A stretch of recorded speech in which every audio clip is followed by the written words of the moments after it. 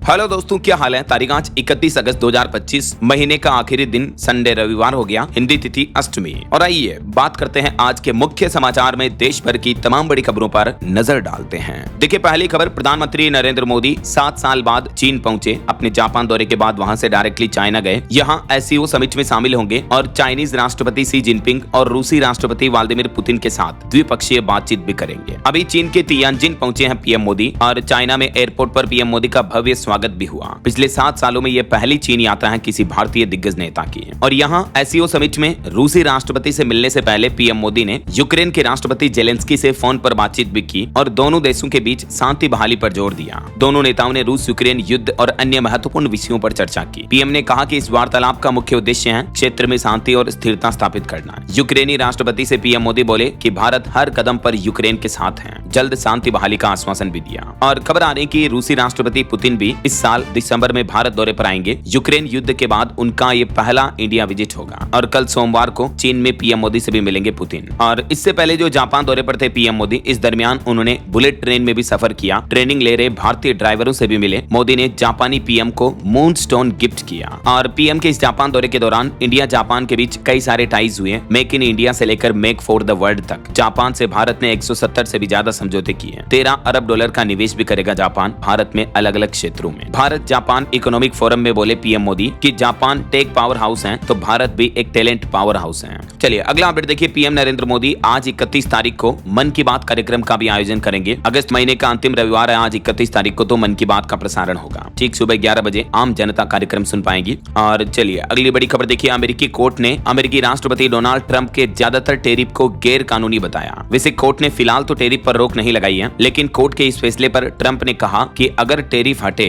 तो अमेरिका बर्बाद हो जाएगा। और एक रिपोर्ट ये भी सामने आ रही कि नोबेल पुरस्कार के लिए भारत ने अमेरिकी राष्ट्रपति ट्रंप को नॉमिनेट नहीं किया, इसीलिए भारत पर टेरिफ लगाया है अमेरिका ने। न्यूयॉर्क टाइम्स के अखबार की तरफ से यह दावा किया गया, क्योंकि ट्रंप ने भी कहा कि पाकिस्तान ने तो मुझे नोबेल के लिए नॉमिनेट कर दिया है, भारत भी ऐसा करे। तो इससे मोदी भी नाराज हुए और न्यूयॉर्क टाइम्स की रिपोर्ट में यह बताया गया है कि भारत अमेरिका के बीच तनाव की असली वजह ट्रंप की नोबेल प्राइज की ख्वाहिश ही है। यही वजह कि ट्रंप ने भारत पर कुल 50% टेरिफ लगाया है, जिसमें 25% एक्स्ट्रा टेरिफ रूसी तेल खरीद की वजह बताई जा रही है। और ट्रंप के टेरिफ को संघीय अदालत ने भी अवैध बताया। अमेरिकी अदालत ने क्या कहा देख सकते हैं कि भारत समेत दुनिया भर पर लगाया गया टेरिफ जो अमेरिका के राष्ट्रपति द्वारा, ये एक तरह से अवैध है। हालांकि हमारे देश के मुख्य आर्थिक सलाहकार भी बोले कि ट्रंप टेरिफ का असर सीमित ही होगा, भारत की अर्थव्यवस्था में सकारात्मक संकेत दिख रहा है। हालांकि इस टेरिफ के बाद बैंक ऑफ बड़ौदा की अभी एक रिपोर्ट सामने आई, जिसमें बताया गया कि फाइनेंशियल ईयर 2026 में भारत की अर्थव्यवस्था 6.5% बढ़ने का अनुमान है। टेरिफ की वजह से थोड़ा जोखिम पैदा हो सकता है देश की इकोनॉमी पर। और जीटीआरआई ने भी सरकार को एक सुझाव दिया, कहा कि वैश्विक प्रदर्शनियों में भागीदारी के लिए निर्यातकों को यानी एक्सपोर्टर्स को 2500 करोड़ मिलने चाहिए। मतलब सरकार को सालाना इतना बजट एक्सपोर्टर्स के लिए रखना चाहिए, तभी वैश्विक निर्यात भारत का बढ़ाया जा सके। ऐसा तो ये कुछ टेरिफ वगैरह को लेकर मसले चल रहे हैं। चलिए आगे बढ़ते हैं अपन खबरों में। देखिए आप, ऑटो इंडस्ट्री से खबर आ रही है। ईथर कंपनी ने अपना एक नया ई स्कूटर रोल आउट किया, जो कि खराब सड़क और गड्ढा आने से पहले आपको सतर्क कर देगा। ईथर ने पोर्ट होल करके एक अलर्ट फीचर रोल आउट किया है और एक स्पोर्ट्स इलेक्ट्रिक स्कूटर भी लॉन्च किया, जिसमें रिडक्स का कॉन्सेप्ट भी रिवील किया कंपनी ने। चलिए अगला अपडेट देखिए। देश के वायुसेना उप प्रमुख ने एक नया खुलासा किया है ऑपरेशन सिंदूर के 3 महीने बाद। उन्होंने कहा कि हमने ऑपरेशन सिंदूर में पाकिस्तान पर 50 से भी कम हथियार दागे थे। एयर मार्शल बोले कि इतने में ही पाकिस्तान घबरा गया और सीज फायर के लिए कहने लगा। एयर मार्शल नर्मदेश्वर तिवारी की तरफ से ऑपरेशन सिंदूर को लेकर ये कुछ खुलासे किए गए। और एक बड़ी खबर देखिए दोस्तों। ह्यूमन जीपीएस के नाम से कुख्यात आतंकी बागू खान मारा गया। 25 सालों में 100 से ज्यादा घुसपैठ में मदद कराने का आरोप था इस पर। गुरेज में 2 दिन पहले इसका एनकाउंटर किया गया। जम्मू कश्मीर के बांदीपोरा जिले के गुरेज सेक्टर में एलओसी के पास सुरक्षा बलों ने इस कुख्यात आतंकी बागू खान को मार गिराया। और दिल्ली हाईकोर्ट का एक बड़ा फैसला देखिए। आरोपी बदनाम हो, रेप विक्टिम नहीं। समाज को अपनी सोच बदलनी चाहिए, क्योंकि एक आरोपी ने एक केस में दलील दी थी कि अगर केस चला तो पीड़ित की बेइज्जती होगी। तो दिल्ली हाईकोर्ट ने एक रेप केस की सुनवाई करते हुए कहा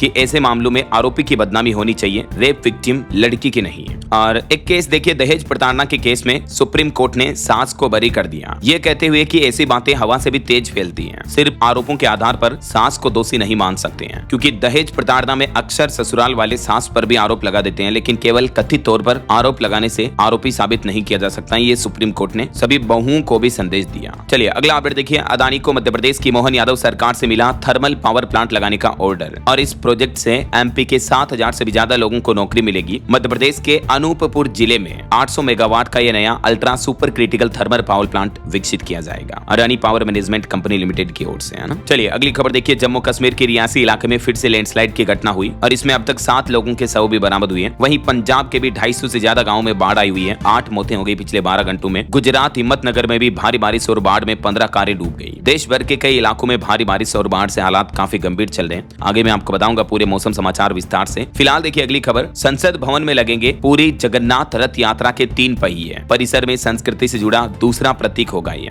2 साल पहले यहाँ सेंगोल भी स्थापित किया गया था और अब संसद परिसर में पूरी रथ यात्रा के 3 पहिए भी लगाए जाएंगे। श्री जगन्नाथ मंदिर प्रशासन ने इस बात की पुष्टि की है। और वहीं खबर देखिए, इमाम एसोसिएशन ने कहा कि देश संविधान से चलेगा, गीता या कुरान से नहीं। उन्होंने कहा कि मोहन भागवत का भारत को हिंदू राष्ट्र कहना हमारा अपमान है, हम पर्सनल लोग खत्म नहीं होने देंगे। हाल ही में जो आरएसएस प्रमुख मोहन भागवत ने भारत को लेकर ये बयान दिया था, तो इस पर अब ऑल इंडिया इमाम एसोसिएशन ने आपत्ति जताई है और संस्था के अध्यक्ष ने यह बयान भी दिया। उन्होंने कहा कि बार बार हिंदू राष्ट्र का जिक्र करना बाकी धर्मों का अपमान है। चलिए अगली खबर देखिए, मुंबई में मराठा आरक्षण आंदोलन का दूसरा दिन कुछ यूं रहा। मनोज जरांगे बोले कि ये हमारी आखिरी लड़ाई है, सरकार हमारे धैर्य की परीक्षा ना ले। मराठावाड़ा के मराठों को कुनबी घोषित करें, तुरंत उन्हें आरक्षण दें, प्रतिनिधिमंडल से बोले मनोज जरांगे। और मनोज जरांगे के इस आरक्षण को मराठा लोग भी जोरों शोरों से सपोर्ट कर रहे हैं। मनोज जरांगे की भूख हड़ताल को सैकड़ों लोगों का समर्थन मिला। राज्य भर से मुंबई पहुंचे कई समर्थक भी हैं। और मराठा आरक्षण पर मनोज जरांगे ने सरकार को धमकी देते हुए कहा कि मराठाओं के धैर्य की परीक्षा ना लें। अभी महाराष्ट्र सरकार ने पुलिस कर्मियों की छुट्टियां भी रद्द कर दी मुंबई से। और महाराष्ट्र के मुख्यमंत्री देवेंद्र फडणवीस ने भी इस आरक्षण को लेकर बयान देते हुए कहा कि मराठा आरक्षण मुद्दे को कानूनी और संवैधानिक ढांचे में सुलझाने के लिए हम काम कर रहे हैं। तो ये कुछ मराठा आंदोलन का माहौल चल रहा। और चलिए अगली खबर देखिए, असम के मुख्यमंत्री हेमंत बिस्वा शर्मा ने पीएम मोदी के खिलाफ अब शब्दों की निंदा की। हाल ही में जो राहुल गांधी की रैली में पीएम मोदी और उनकी माताश्री को गालियां दी गई थी, तो इस पर असम के मुख्यमंत्री बोले, उन्होंने कांग्रेस के आचरण को सामंती मानसिकता से प्रेरित बताया। और वैसे इस गाली वाली घटना के बाद बिहार में जो राहुल गांधी की वोट जोड़ो अधिकार यात्रा चल रही है, उसमें बीजेपी कांग्रेस के बीच काफी झड़प विरोध प्रदर्शन भी देखा गया। देखिए बिहार पटना के बाद बेगूसराय में भी भिड़े कांग्रेस और बीजेपी कार्यकर्ता। पीएम को गाली देने के मामले में नारेबाजी की, काफी हंगामा हुआ। राजधानी में धरने पर बैठे सांसद और विधायक भी। इधर हरियाणा के रेवाड़ी में भी देखिए भाजपा नेताओं ने कांग्रेस के खिलाफ प्रदर्शन किया। पीएम मोदी की मां की टिप्पणी से आहत होकर बोले कि राहुल गांधी माफी मांगे इस मुद्दे पर। चलिए अगली खबर देखिए, कर्नाटक के बेंगलुरु में जो भगदड़ का मामला हुआ था, उसमें अब आरसीबी पीड़ित परिवारों को 25-25 लाख रुपए देगा। सोशल मीडिया पोस्ट में जानकारी दी। इसी साल आपको बताओगा 4 जून को जो आईपीएल सेरेमनी की विक्ट्री परेड हुई थी, उसमें 11 लोगों की मौत हो गई थी। तो इस पर अब आरसीबी की तरफ से ये अनाउंसमेंट किया गया। चलिए खबर देखिए, देश के सर्वोच्च न्यायालय सुप्रीम कोर्ट ने राम सेतु को लेकर भी केंद्र सरकार को नोटिस जारी किया और कहा कि राम सेतु को राष्ट्रीय स्मारक घोषित करने पर जवाब दें। सुब्रमण्यम स्वामी की याचिका को भी स्वीकार कर लिया सुप्रीम कोर्ट ने और इस मुद्दे पर अब केंद्र सरकार से भी जवाब मांगा है कि सरकार का क्या प्लान है इसको लेकर, ऐसा है ना। चलिए खबर देखिए, पंजाब अमृतसर में पुलिस और आतंकी संगठनों के बीच मुठभेड़ हुई। अरेस्ट करने गई टीम पर आतंकियों ने फायरिंग की। करणदीप सिंह घायल हो गए, 4 लोगों को गिरफ्तार भी किया गया। टारगेट किलिंग नेटवर्क का खुलासा हुआ है। और वहीं देखिए आसाराम बापू 235 दिन बाद फिर से जेल पहुंचे। राजस्थान जोधपुर जेल में सरेंडर किया उन्होंने। इसी साल जनवरी में जमानत मिली थी उनको। रेप केस में उम्र कैद की सजा काट रहे हैं। और एक बड़ी घटना देखिए दोस्तों, बिना हेलमेट के पेट्रोल नहीं दिया तो कर दी अंधाधुंध फायरिंग। मध्य प्रदेश के भिंड का यह मामला है। गोली लगने की वजह से पेट्रोल पंप मालिक भी घायल हो गया। इनका एक वीडियो भी सामने आ रहा है सोशल मीडिया पर, आप देख सकते हैं। आपको पता होगा देश के कई राज्यों में सरकारें इस तरह के अभियान चला रही है कि बिना हेलमेट के आपको पेट्रोल नहीं मिलेगा। छत्तीसगढ़ रायपुर में भी 1 सितंबर से ये नया नियम लागू होने जा रहा है। पेट्रोल पंप पर अब आपको हेलमेट के बिना फ्यूल नहीं भरा जाएगा आपकी गाड़ी में। हंगामा करने वालों पर पुलिस भी एक्शन लेगी। उत्तर प्रदेश के भी सभी जिलों में 1 सितंबर से यह अभियान चलने जा रहा। 30 सितंबर तक पूरे प्रदेश में अभियान चलेगा। यूपी की योगी सरकार ने भी यह बड़ा फैसला लिया है। नो हेलमेट नो फ्यूल अभियान चलने जा रहा है यूपी में भी, राइट। तो इस तरह के जो अभियान कई राज्य सरकारें चला रही हैं, किसके लिए चला रही हैं? आम लोगों की आए दिन जो रोड एक्सीडेंट में दुर्घटनाओं में जान चली जाती है उसी के लिए। लेकिन कुछ ऐसे असामाजिक तत्व होते हैं जो ऐसी पहल को समझते नहीं है और ऊपर से दादागिरी भी करते हैं। ये देखिए ये मध्य प्रदेश की भिंड की घटना यही है। क्या कहना चाहोगे आप ऐसे तत्वों के बारे में? कमेंट करके बताइएगा आपकी राय जरूर। फिलहाल देखिए अगला अपडेट, जीएसटी को लेकर एक रिपोर्ट सामने आ रही। विपक्षी राज्यों ने जीएसटी राजस्व नुकसान पर केंद्र सरकार से मांगा मुआवजा। 2 लाख करोड़ सालाना घाटे का अनुमान लगाया जा रहा। और एक ग्राउंड रिपोर्ट देखिए, राजस्थान के रेगिस्तान में 20 करोड़ साल पुराने मगरमच्छ का कंकाल मिला। गांव वालों ने अब इस जगह को पिंजरे में बंद कर दिया। 24 घंटे पहरा दे रहे हैं। वैज्ञानिक भी जांच में जुटे हैं। राजस्थान के रेगिस्तान का यह मामला है जहां दूर दूर तक पानी नजर नहीं आता और वहां मगरमच्छ का कंकाल मिलना हैरानी की बात है। जैसलमेर के मेगा गांव में साइंटिस्ट ये मगरमच्छ के कंकाल का रहस्य जानने पहुंचे और ये मतलब 20 करोड़ साल पुराना बताया जा रहा। तो अब इस पर जीवाश्म वैज्ञानिक जांच पड़ताल कर रहे हैं ना। चलिए अगली खबर देखिए, हरियाणा के ऊर्जा मंत्री अनिल विज ने राहुल गांधी पर तंज कसते हुए कहा कि राहुल फिरोज गेंडी के पोते हैं। गांधी कैसे बन गए? वोट चोरी पर बोलने वाले खुद देश विरोधी हैं। और खबर देखिए, ग्राहकों को वाहन उद्योग ने भी भरोसा दिया। कहा कि E20 ईंधन के इस्तेमाल से वाहनों की वारंटी पर कोई असर नहीं पड़ेगा। लोगों में जो E20 इथेनॉल फ्यूल वाले ईंधन को लेकर जो कंफ्यूजन चल रहा था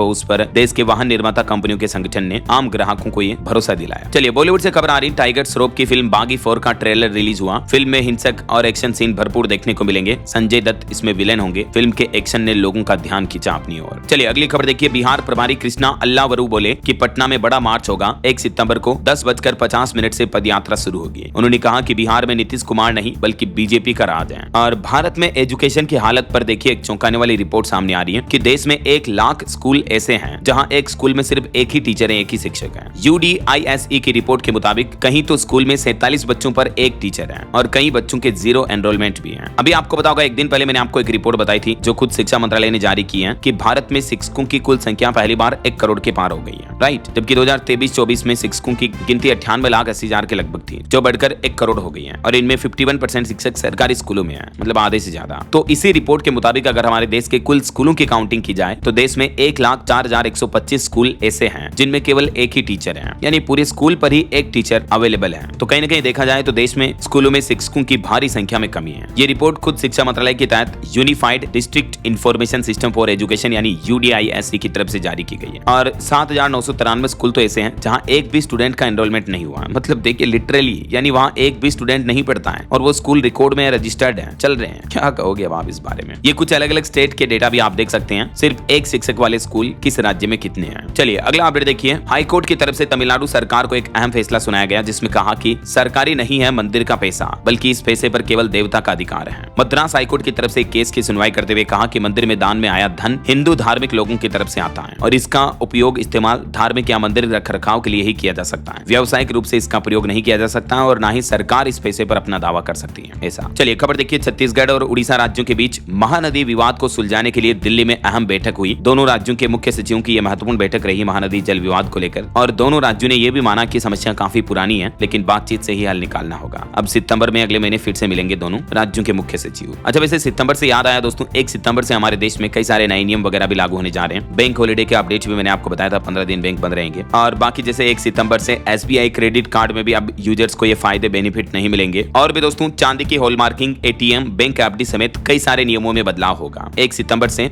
SBI कार्ड से लेकर LPG गैस सिलेंडर तक बहुत कुछ बदल जाएगा, जिन नियमों का सीधा असर आम आदमी की जेब पर पड़ने वाला है। तो इस बारे में डिटेल जानकारी अगर आप देखना चाहते हैं तो कल शाम को ही मैंने DLS न्यूज चैनल पर एक अलग से सेपरेट वीडियो डाला है, आप इस वीडियो में देख लीजिएगा। 10 ऐसे नए नियम, बड़े बदलाव जो कि 1 सितंबर से कल से हमारे देश में लागू हो जाएंगे, ठीक है ना। इसका लिंक भी वेले में नीचे डाल दूंगा। चलिए फिलहाल देखिए अगली खबर, उत्तर प्रदेश में अब पूरी तरह फ्री होगा सोलर पैनल लगवाना, नहीं देना होगा आवेदन और पंजीयन शुल्क भी। जी हाँ, यूपी की योगी सरकार की तरफ से बहुत ही अच्छी घोषणा की गई है। प्रदेश में अब सोलर पैनल लगवाना पूरी तरह से फ्री होगा, किसी तरह का आवेदन शुल्क या रजिस्ट्रेशन शुल्क नहीं देना पड़ेगा। यानी ऐसे में उपभोक्ताओं को सीधे तौर पर 1250 रुपए की बचत होगी। जो प्रदेश में प्रधानमंत्री सूर्यघर मुफ्त बिजली योजना चल रही है तो उसी के तहत योगी सरकार की तरफ से यह बड़ा ऐलान किया गया। और खबर देखिए, यूपी नोएडा में भी पहली बार शुरू हुआ ये उद्योग, 4500 लोगों को नौकरी मिलेगी 800 करोड़ की लागत से। केंद्रीय मंत्री अश्विनी वैष्णव ने यूपी नोएडा में टेम्पर्ड ग्लास फैक्ट्री का उद्घाटन किया, जो मोबाइल के ऊपर लगाया जाता है ना टेम्पर्ड ग्लास। तो ये मेक इन इंडिया के लिए एक नई उड़ान है। नोएडा में शुरू हुई देश की पहली टेम्पर्ड ग्लास यूनिट भी है। और इस दरमियान केंद्रीय मंत्री ने यह भी बड़ी घोषणा की कि इस क्षेत्र में कुल 25 लाख लोगों को रोजगार मिलेगा। मतलब आने वाले समय में सरकार इस क्षेत्र में और भी कई अलग अलग तरह की योजनाएं शुरू करेगी। सेमीकंडक्टर से लेकर टेम्पर्ड ग्लास तक आत्मनिर्भर भारत का ये एक बढ़ता कदम है।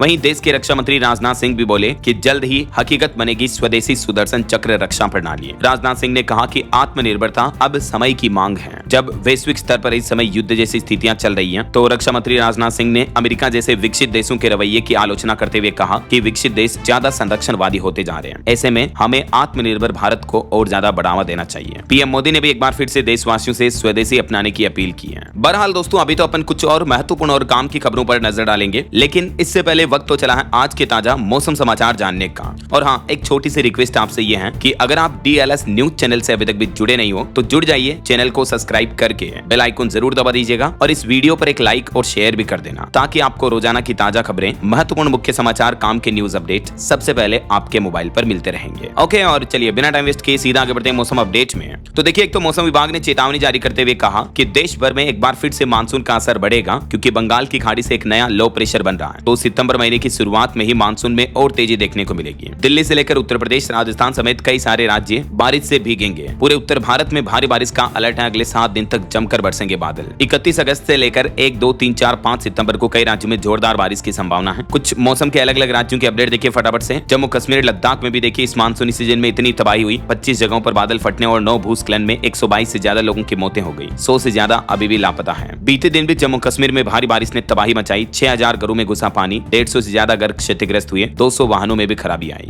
जम्मू के रिहायशी इलाके में बीते दिन लैंडस्लाइड की घटना हुई जिसमें 7 लोगों की और मौत हो गई। इधर गुजरात में भी भारी बारिश का ऑरेंज अलर्ट जारी हुआ, मछुआरों को समुद्र से दूर रहने की सलाह दी है, सरकार ने चेतावनी जारी की। और हिमाचल प्रदेश की स्थितियां देखिए, इस मानसूनी सीजन में अब तक 312 लोगों की मौत हो चुकी है। हिमाचल में भी बारिश मानो मौत बनकर बरस रही है। बाढ़ और भूस्खलन से हिमाचल में इस मानसूनी सीजन में 2753 करोड़ का नुकसान हुआ। बीते दिन भी हिमाचल के कुल्लू रामपुर में बादल फटने से तबाही मच गई, कई मकान क्षतिग्रस्त हुए। राज्य में अभी भी 842 सड़कें बंद पड़ी हैं। हिमाचल प्रदेश के मुख्यमंत्री ने बाढ़ प्रभावित क्षेत्रों का हवाई दौरा किया और बोले कि छोटे हेलीकॉप्टर में श्रद्धालुओं को घर भेजेंगे। उन्होंने कहा कि साल 2023 की तुलना में इस साल संपत्ति को ज्यादा नुकसान हुआ। डैमेज का हवाई सर्वेक्षण भी किया सीएम ने। और वहीं हिमाचल के मुख्यमंत्री ने राहत पैकेज को लेकर भी केंद्र सरकार पर निशाना साधा। सीएम सुक्खू बोले कि हमारे लोग आपदा से उजड़ गए, डिजास्टर को राजनीतिक तराजू में तोलना गलत है। कुछ और राज्यों की स्थितियां देखिए, राजस्थान में भी जयपुर समेत कई जिलों में तेज बारिश हुई। उदयपुर में एक कार और बाइक भी बह गई। जोधपुर जिले में भी 4 इंच तक बरसात हुई। आज और कल भी राजस्थान के 29 जिलों में भारी बारिश का अलर्ट रहेगा। छत्तीसगढ़ में भी बाढ़ की वजह से कई जगहों पर पुल टूट गए। सरगुजा में मासूम और बुजुर्ग महिला डूब गई। कांकेर में ट्यूब से उफनती नदी पार करें लोग बाग। और पंजाब में देखे दोस्तों, इतिहास की सबसे बड़ी बाढ़ आई हुई है इस साल। मंत्री बोले कि 1988 से भी ज्यादा पानी आया पंजाब में। कुछ जगहों पर घटनाएं देखी गई, बस पलट गई, पुल डूब गया। गोल्डन टेम्पल के हेड ग्रंथी अरदास करते स्थितियों को देखकर रो पड़े। इधर पहाड़ी राज्य हिमाचल के 4 जिलों में आज भी भारी बारिश का अलर्ट रहेगा। चंडीगढ़ मनाली 4 लेन अब बहाल हुआ। सुरक्षा कारणों से 8 बजे फिर से बंद किया गया। हिमाचल के सीएम सुक्खू भी चंबा पहुंचे। और वहीं हरियाणा में भी देखिए पिछले 2 दिनों से लगातार बारिश देखी जा रही है। यमुना और मारकंडा नदियां ओवरफ्लो चल रही है। गग्गर नदी भी डेंजर लेवल पर बह रही है। सरकार ने पंजाब से पानी घटाने के लिए चिट्ठी भी भेजी।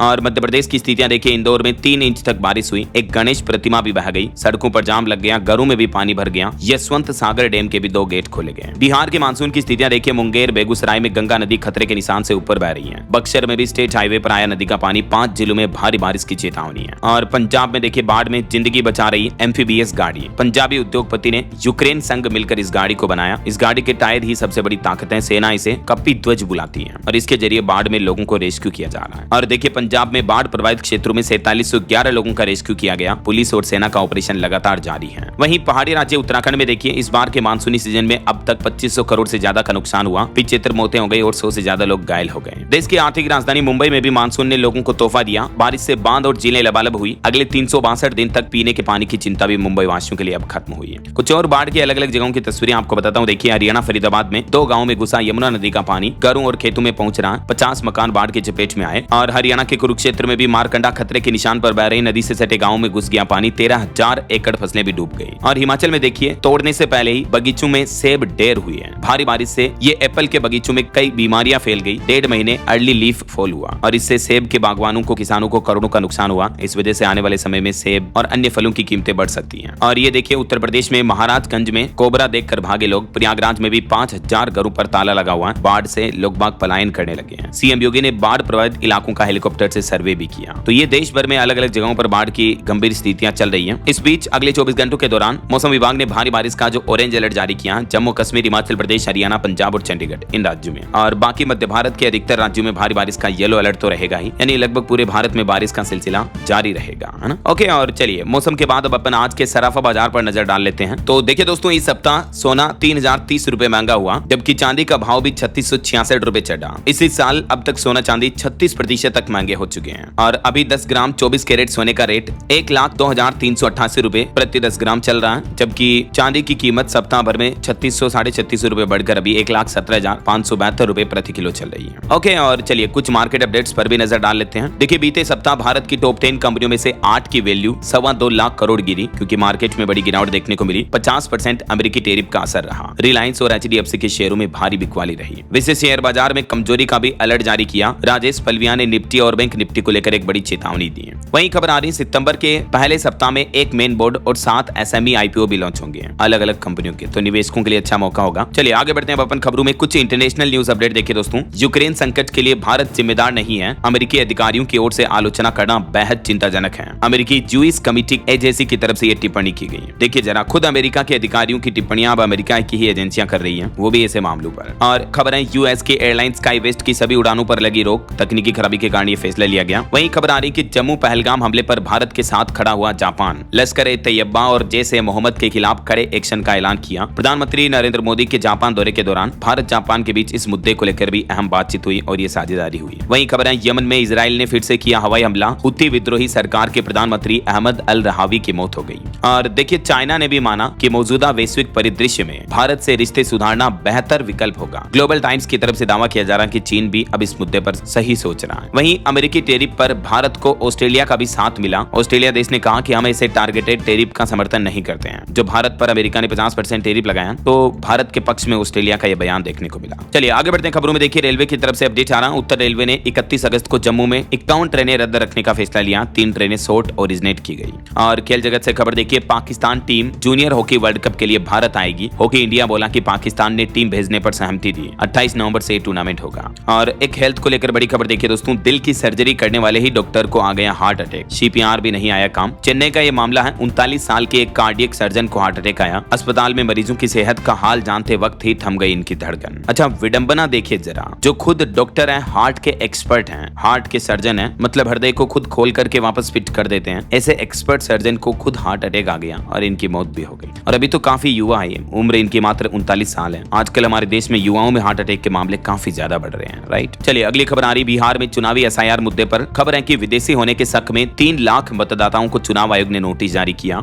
और इनके मतदाता लिस्ट से नाम भी कट सकते हैं। बांग्लादेश, नेपाल, म्यांमार, अफगानिस्तान के संदिग्ध मतदाताओं को ये चुनाव आयोग की तरफ से नोटिस दिया गया है। और वैज्ञानिकों की एक चिंताजनक रिपोर्ट सामने आ रही कि 20 साल में जंगलों के उजड़ने से 5 लाख लोगों की जान गई। दक्षिण पूर्व एशिया में सबसे ज्यादा 50% मौतें हुई। नेचर क्लाइमेट चेंज पत्रिका में प्रकाशित हालिया रिपोर्ट में यह खुलासा सामने आ रहा। देखिए जरा, जंगल काटने की वजह से सीधा इंसानों की मौतें हो रही हैं। और क्लीन एनर्जी पर भारत का लक्ष्य है। भारत में CNG नेटवर्क का विस्तार किया जाएगा। 2030 तक 18,000 स्टेशन बनाने का लक्ष्य तय किया गया है। वहीं देखिए सुप्रीम कोर्ट बार एसोसिएशन ने कॉलेजियम से मांग की, कहा कि शीर्ष अदालत में की जाए महिला न्यायाधीशों की भी पदोन्नति। और खबर देखिए, FSSAI स्टैंडर्ड पर खरी न उतरने वाली चाय की नहीं हो सकेगी नीलामी। टी बोर्ड की तरफ से यह बड़ा फैसला लिया गया चाय बगानों और चाय किसानों के लिए। वहीं ऑटो इंडस्ट्री से रिपोर्ट सामने आ रही कि Q1 में 10 लाख से ज्यादा कारें बिकी। महाराष्ट्र राज्य सबसे आगे रहा। दुपहिया वाहनों की बिक्री के मामले में उत्तर प्रदेश राज्य टॉप पर रहा और बाकी अन्य राज्यों में UP, गुजरात, कर्नाटक, हरियाणा इन राज्यों का स्थान रहा। चलिए खबर देखिए, दिल्ली की मुख्यमंत्री रेखा गुप्ता ने एक बड़ा ऐलान किया, कहा कि अंतर्राष्ट्रीय पदक विजेताओं के लिए सर्वोच्च नगद पुरस्कार दिए जाएंगे।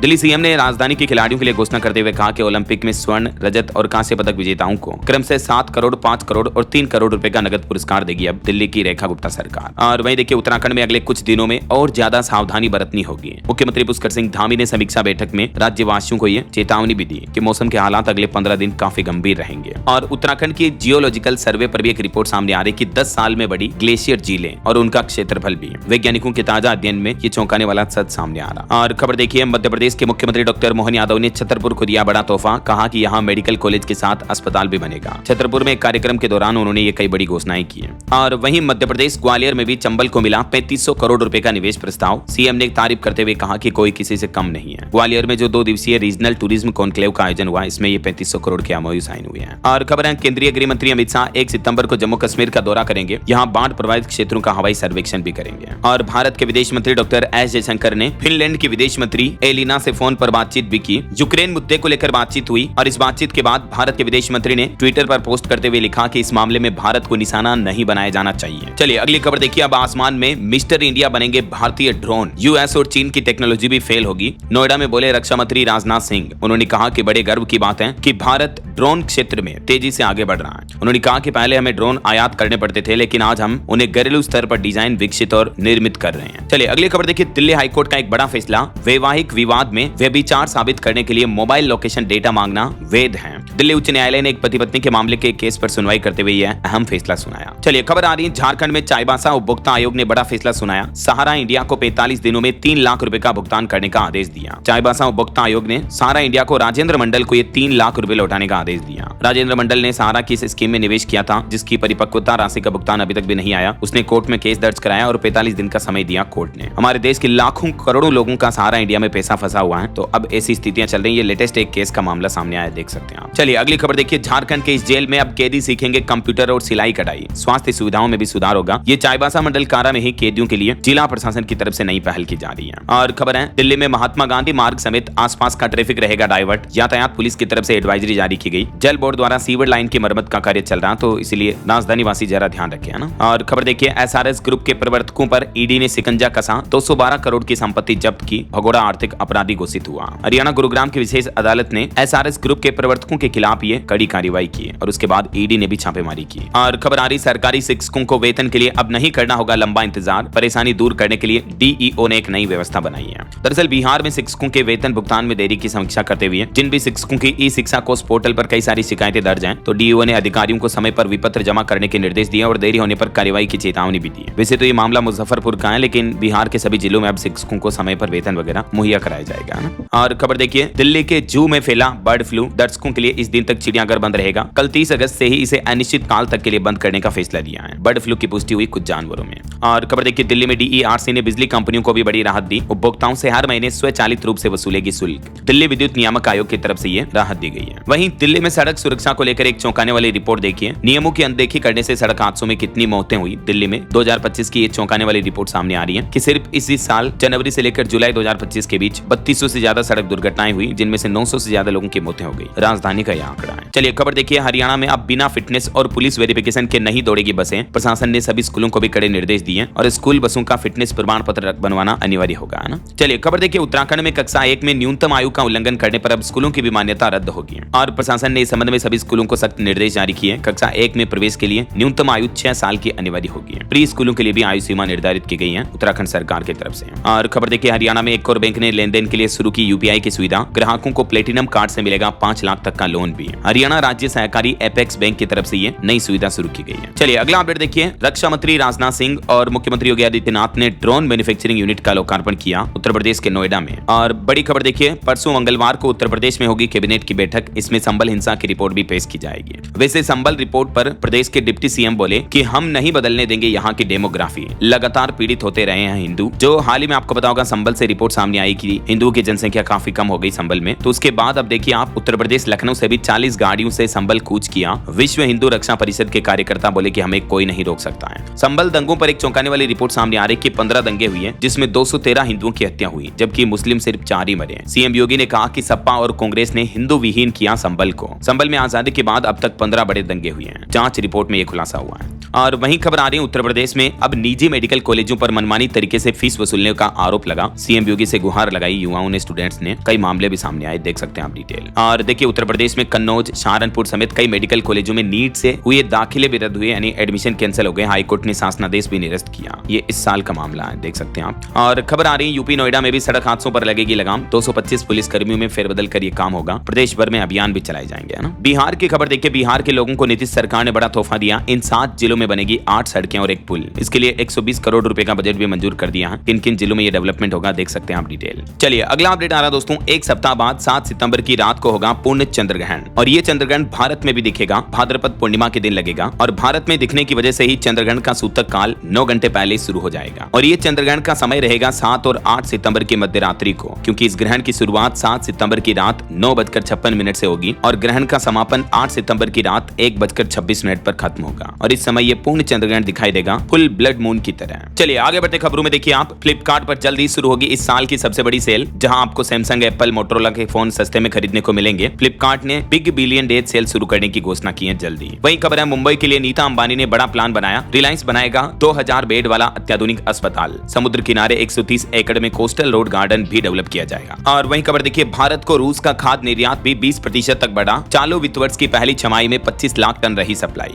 और ऑनलाइन गेमिंग पर प्रतिबंध को लेकर भी देश भर के बैंकों ने भारतीय रिजर्व बैंक आरबीआई से विस्तृत दिशा निर्देश जारी करने की मांग की है। जो हाल ही में केंद्र सरकार ये नया एक्ट लेकर आई है ना, तो इसको लेकर बैंकों ने ये आरबीआई से कहा है। चलिए अगला अपडेट देखिए, ईपीएफओ ने बदला नियम। अब इन लोगों को भी मिलेगी पेंशन, जबकि पहले ये अधिकार नहीं था। पेंशन को लेकर ईपीएफओ की तरफ से ये नियम में बदलाव किया गया है, जिसके तहत अब अगर कोई व्यक्ति 1 महीने तक भी नौकरी करता है और ईपीएस में योगदान देता है, तो भी उसे पेंशन पाने का हक होगा। वो पेंशन पाने का हकदार होगा, समझ रहे हो। ईपीएफओ ने कहा कि यह बदलाव क्यों जरूरी था और आप भी पीएफ खाता धारक हैं तो ये कुछ डिटेल्स जरूर चेक कर लीजिएगा। चलिए खबर देखिए, भारतीय नौसेना का युद्धपोत पापुआ न्यू गिनी के 50वें स्वतंत्रता दिवस समारोह में शामिल होने के लिए पोर्ट मोरेस्बी पहुंचा। वहीं जनजातीय कार्य मंत्रालय आदिवाणी का बीटा संस्करण भी लॉन्च करेगा और केंद्रीय मंत्री डॉक्टर मनसुख मांडविया ने खेल सामग्री विनिर्माण के प्रथम सम्मेलन में गर्व से स्वदेशी पहल का समर्थन भी किया। वहीं वेब्स फिल्म बाजार ने गोवा में 19वें संस्करण में सह निर्माण बाजार के लिए $20,000 के नकद अनुदान की घोषणा की है। और खबर आ रही कि ट्रंप टेरिफ के बीच अब अमेरिकी वीजा लेना भी महंगा हुआ, भारतीयों को चुकानी होगी 40,000 रुपए तक की फीस। वहीं देखिए, डाक विभाग ने मेप माई इंडिया के साथ मिलकर डिजी पिन लागू करने के लिए भी एक साझेदारी की है। और एक रिपोर्ट सामने आ रही, ऊर्जा दक्षता सूचकांक में महाराष्ट्र, आंध्र प्रदेश, असम और त्रिपुरा राज्य टॉप प्रदर्शन करने वाले राज्य रहे। वहीं टेक न्यूज से खबर देखिए, गूगल ने नया एआई टूल नैनो बनाना के नाम से लॉन्च किया, जो कि एक इमेज एडिटिंग टूल है। चलिए दोस्तों, कुछ और स्टेट न्यूज अपडेट देख लेते हैं फटाफट से। देखिए, राजस्थान कारागार विभाग में 34 अधिकारियों का ट्रांसफर और पदोन्नति हुई। खाटू श्याम जी के दर्शन 43 घंटे बंद रहेंगे, चंद्रग्रहण और तिलक होने के चलते नहीं खुलेगा मंदिर। समय और तारीख आप देख सकते हैं। और वहीं देखिए, राजस्थान के झुंझुनू में भी एक ही दिन में 5 डेंगू मरीज मिले, स्वास्थ्य विभाग अलर्ट हुआ। मध्य प्रदेश के ग्वालियर में रीजनल टूरिज्म कॉन्क्लेव का आयोजन हुआ, 3500 करोड़ के निवेश प्रस्ताव आए। मुख्यमंत्री बोले कि 100 करोड़ से रिनोवेट होगा राजा मान सिंह का किला भी है। वहीं छत्तीसगढ़ के अब 23 रेलवे स्टेशनों पर फिर रुकेगी एक्सप्रेस ट्रेनें, 1 सितंबर से ये सुविधा शुरू होगी। और छत्तीसगढ़ के नक्सलियों ने तेलंगाना में सरेंडर भी किया, 7 माओवादियों ने आत्मसमर्पण किया, जिनमें 4 महिलाएं भी शामिल रही। वहीं खबर है, 1 सितंबर से भरे जाएंगे मदरसा बोर्ड एनुअल एग्जाम फॉर्म भी छत्तीसगढ़ में, 1 महीने तक चलेगी प्रक्रिया। और रेलवे से एक और खबर देखिए, फेस्टिवल सीजन में भी छत्तीसगढ़ से 4 पूजा स्पेशल ट्रेनें चलेगी। एमपी, यूपी, दिल्ली, हरियाणा जाने वाले यात्रियों को राहत मिलेगी। और देखिए, उत्तर प्रदेश में सीएम योगी बोले कि बकरी मिमियाती है लेकिन शेर दहाड़ता है। ट्रंप के टेरिफ पर किया हमला, रक्षा मंत्री राजनाथ सिंह ने कहा कि दुनिया का कोई भी प्रतिबंध भारत का कुछ नहीं बिगाड़ सकता है। और खबर देखिए, यूपी मथुरा में राधाष्टमी का उत्सव शुरू हुआ, 15 लाख भक्त पहुंचे मंदिर में, राधा राधा के जयकारे लगे, भव्य आतिशबाजी भी रही। मथुरा में श्रीजी मंदिर में लड्डू गोपाल लेकर पहुंच रहे हैं भक्त, ताकि राधा रानी जन्म के बाद ठाकुर जी को देखें। वहीं देखिए, यूपी अयोध्या में राम मंदिर शिखर के दंड में फहराई जाएगी धर्म ध्वजा, विवाह पंचमी पर होगा कार्यक्रम। और अयोध्या में 5 सितंबर से संत करेंगे रामकोट की परिक्रमा भी, जानकी घाट से चलेंगे। चलिए अगली खबर देखिए, हरियाणा विधानसभा कर्मियों को लोकसभा जैसे ट्रेनिंग दी जा रही है, स्पीकर बोले कि सचिवालय के नियम बदलेंगे। वहीं हरियाणा में 2 नई आपदा राहत बटालियन बनाई जाएगी, 59 फायर स्टेशन भी खोले जाएंगे। मुख्यमंत्री नायब सिंह सैनी ने ये कुछ बड़ी घोषणाएं की हैं। और हरियाणा की जेलों में भी कैदियों की अब खातिरदारी बढ़ेगी। ब्रेकफास्ट में उन्हें बिस्किट और रस्क मिलेगा, लंच डिनर में दाल चावल दही दिया जाएगा। 11 करोड़ रुपए खर्च किए जाएंगे हरियाणा में जेलों की कैदियों पर। वहीं हरियाणा पुलिस भी अब और हाईटेक हुई, एक नई एसओपी बनाई गई, आंदोलन में ड्रोन और टेक्नोलॉजी से निपटा जाएगा। और खबर देखिए, पंजाब के मुख्यमंत्री भगवंत मान ने भी बाढ़ के हालातों का फीडबैक लिया और बाढ़ से निपटने के लिए स्ट्रेटेजी बनाई। 5 जिलों में सेना तैनात की गई। और झारखंड में भी मानसून पर खबर आ रही, 11 जिलों में भारी बारिश का अलर्ट, आकाशीय बिजली गिरने की भी चेतावनी, 4 सितंबर तक बारिश का दौर जारी रहेगा। चलिए कुछ एजुकेशनल अपडेट्स देख लेते हैं फटाफट से। देखिए, सीबीएसई ने लागू किया हब एवं स्पोक मॉडल, स्टूडेंट्स की अच्छी मेंटल हेल्थ के लिए बनेगा काउंसलिंग नेटवर्क भी। सीबीएसई का यह नया प्लान है 2025-26 शैक्षणिक सत्र से ही, ठीक है। और कुछ सरकारी नौकरियों के अपडेट देखिए, इंडियन ऑयल कॉर्पोरेशन में 537 पदों पर वैकेंसी निकली है। एग्जाम नहीं होगा, बिना एग्जाम इंटरव्यू के सिलेक्शन होगा, सिर्फ 12वीं पास से लेकर ग्रेजुएट्स तक अप्लाई कर सकते हैं। 18 सितंबर लास्ट डेट रहेगी। और पश्चिम बंगाल में भी 8,477 पदों पर भर्ती का नोटिफिकेशन जारी हो चुका है। इसमें 16 सितंबर से आवेदन शुरू होंगे और इसकी लास्ट डेट रहेगी 31 अक्टूबर। वहीं रेलवे में भी अप्रेंटिसशिप के 2865 पदों पर भर्ती के लिए आवेदन शुरू हुए। 10वीं 12वीं पास युवाओं को मौका, लास्ट डेट रहेगी 29 सितंबर। और यूपी के सीएम योगी आदित्यनाथ ने भी एक बड़ी घोषणा की। उन्होंने कहा कि यूपी में भरे जाएंगे प्रोफेसर, एसोसिएट और असिस्टेंट प्रोफेसर के 518 पद, योगी सरकार ने मंजूरी भी दे दी है। ओके, और चलिए दोस्तों, अंत में आज के राशिफल पर नजर डाल लेते हैं। देखिए, वृष राशि के लोगों को रुका हुआ पैसा मिल सकता है और मीन राशि वालों को भी नौकरी में ट्रांसफर होने की संभावना है। और भी कुछ अलग अलग राशियों का राशिफल आप देख सकते हैं स्क्रीन पर। और हाँ दोस्तों, आप मुझे कमेंट करके बताइए कि किस राज्य में 1 सितंबर से ही नो हेलमेट नो फ्यूल अभियान शुरू करने जा रही है सरकार। कमेंट करके बताइए उस राज्य का नाम। सही जवाब देने वाले लोगों को रैंडमली सेलेक्ट होने पर डीएलएस न्यूज टीम की तरफ से एक शानदार सरप्राइज गिफ्ट जीतने का मौका मिलेगा। और इसी के साथ ही अगर आपको वीडियो अच्छा लगा तो इसे लाइक करना, शेयर भी करना, डीएलएस न्यूज चैनल को सब्सक्राइब करके बेल आइकन जरूर दबा देना, रोजाना ऐसी इंफॉर्मेटिव जानकारियां, महत्वपूर्ण समाचार देखते रहने के लिए। ओके, ख्याल रखिएगा अपने आप का, अपने परिवार का। मिलेंगे अगले नेक्स्ट अपडेट में, तब तक के लिए जय हिंद, जय भारत, वंदे मातरम।